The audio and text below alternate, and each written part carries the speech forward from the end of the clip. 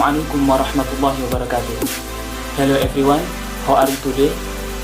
I hope your day is full of goodness, joy and blessings from Allah Subhanahu wa Ta'ala.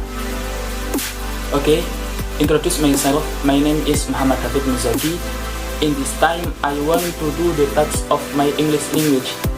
That is read a passage on page 225.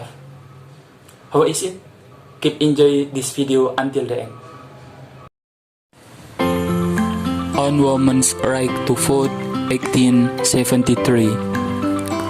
Fellow people in this her world, I stand before you tonight under indictment for the alleged crime of having voted at the last presidential election.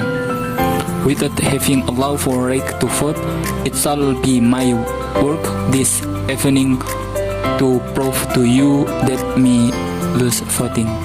I not only committed no crime, but instead simply exercised my citizen rights, guaranteed to me and all United States citizens by the national constitution, beyond the power of any state to deny.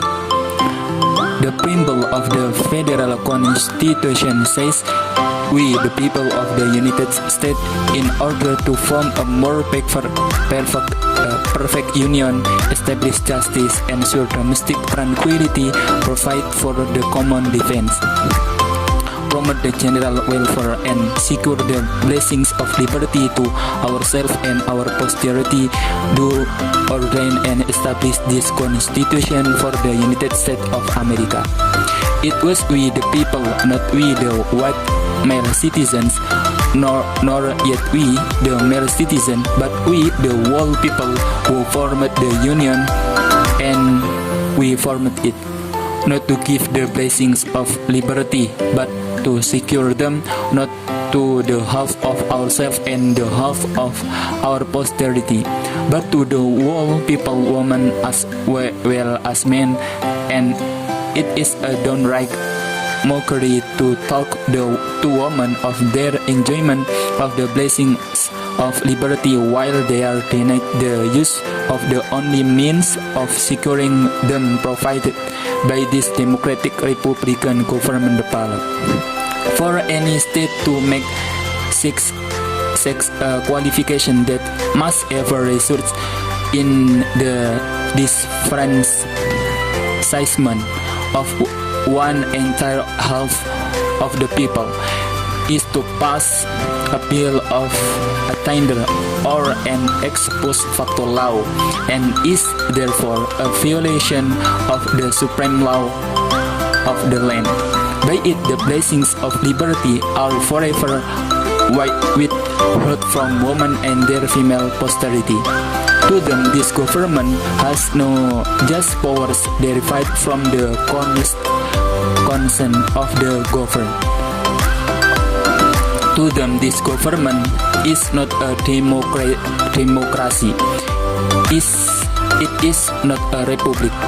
It is an odious aristocracy, a hateful oligarchy of sex, the most hateful aristocracy ever established on the face of the globe, an oligarchy of wealth where the rich govern the poor, an oligarchy of learning where the educated govern the ignorant, or even an oligarchy of race where the Saxon rules the African, might be endured.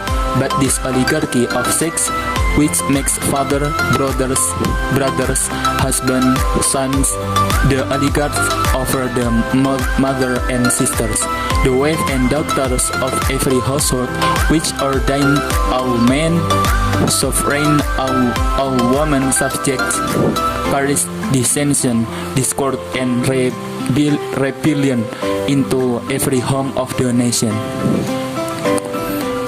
Webster, Worcester, and Beaufort all define a citizen to be a person in the United States entitled to vote and hold office. The only question left to be settled now is are women persons? And I hardly believe any of our opponents will have the hardihood to say they are not. Being persons, then women are citizens, and no state has a right to make any law or to enforce any old law that shall applicate their privilege or immunities.